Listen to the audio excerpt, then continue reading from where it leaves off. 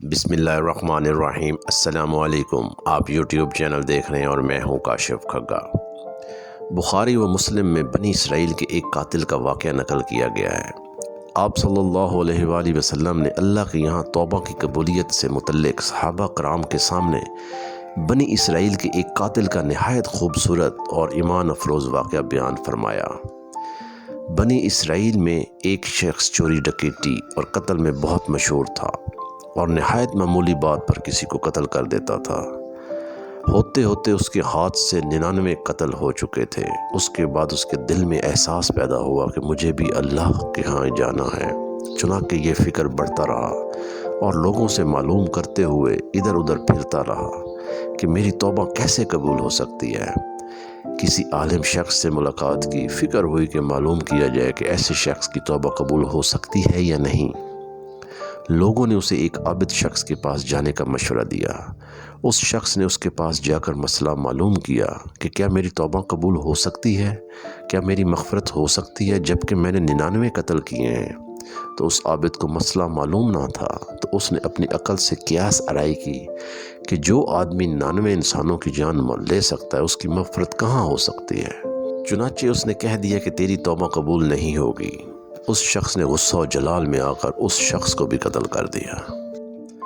اس نے کہا جب میری توبہ قبول ہی نہیں ہوتی تو لاؤ میں تجھے بھی ختم کر کے پورا ہنسا سو کا کر دیتا ہوں۔ لہٰذا اس نے اس کو بھی قتل کر دیا، مگر اس کے دل میں تر و تر باقی رہا میری مغفرت کی کوئی شکل تو ضرور ہوگی۔ اس لیے اس نے لوگوں سے پھر معلومات کا سلسلہ جاری کر دیا کہ روئے زمین میں سب سے بڑا عالم کون ہے، اس سے جا کر معلوم کروں گا، وہی صحیح مسئلہ بتا سکتا ہے۔ آخر لوگوں نے اس کو بتایا کہ فلاں جگہ ایک عالم رہتا ہے، اس سے جا کر معلوم کرو۔ چنانچہ اس نے اس عالم صاحب کے پاس جا کر اپنی زندگی کی کارگزاری سنائی اور 100 آدمیوں کو کس طرح قتل کیا اور سارا کارنامہ سنا کر معلوم کیا کہ اب بتائیے کہ میری توبہ قبول ہو سکتی ہے یا نہیں۔ کیا اللہ کے یہاں مجھ جیسے گناہ گار کے لیے بھی مغفرت کا کوئی خانہ ہے؟ تو اس عالم صاحب کو چونکہ علم تھا، اس نے بتلایا کہ تیرے گناہ معاف کرنے میں اللہ کے یہاں کیا رکاوٹ ہے۔ اللہ کی رحمت کا سمندر تجھ جیسے گناہ گاروں کے گناہوں سے بہت بڑا ہے اور وسیع ہے۔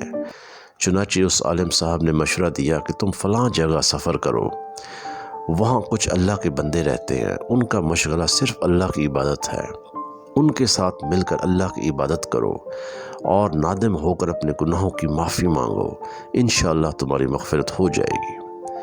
جب اس شخص نے آدھا راستہ طے کر لیا تو ملک الموت آ گیا۔ اب اس کی روح لے جانے کا مسئلہ کھڑا ہو گیا۔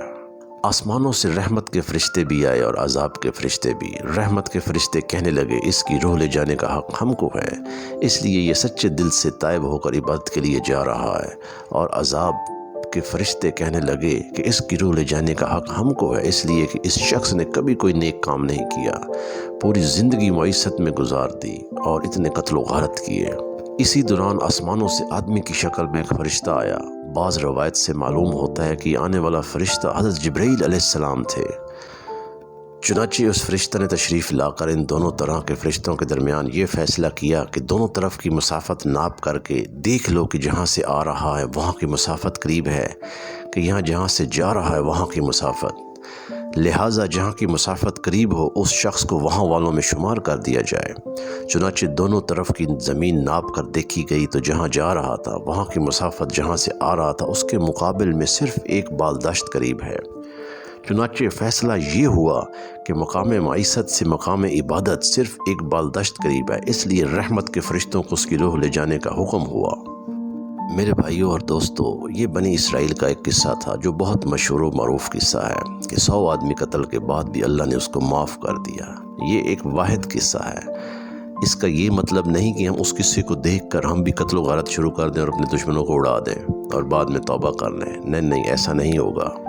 یہ صرف دنیا میں ایک قصہ تھا جس کو اللہ تعالیٰ نے معاف کیا، اس کے بعد ایسا کوئی واقعہ پیش نہیں آیا۔ اللہ تعالیٰ سے ہر وقت دعا مانگنی چاہیے کہ ہمیں قتل و غارت، چوری ڈکیتی اور ہر برائی سے بچنا چاہیے۔ اللہ تعالیٰ ہم سب کو معاف فرمائے۔ حدیث شریف میں آتا ہے کہ جس انسان نے ایک آدمی کو قتل کیا اس نے سمجھو پوری انسانیت کو قتل کر دیا، اور جس نے ایک انسان کی جان بچائی اس نے سمجھو پوری انسانیت کی جان بچائی۔ اللہ تعالی ہم سب کو معاف فرمائے اور نیک اعمال کرنے کی توفیق عطا فرمائے اور 5 وقت کا نمازی بنائے، اور جب ہمارا آخری وقت ہو، خاتمہ ایمان پر ہو، تو زبان پر صرف ایک کلمہ ہو، لا الہ الا اللہ محمد الرسول اللہ۔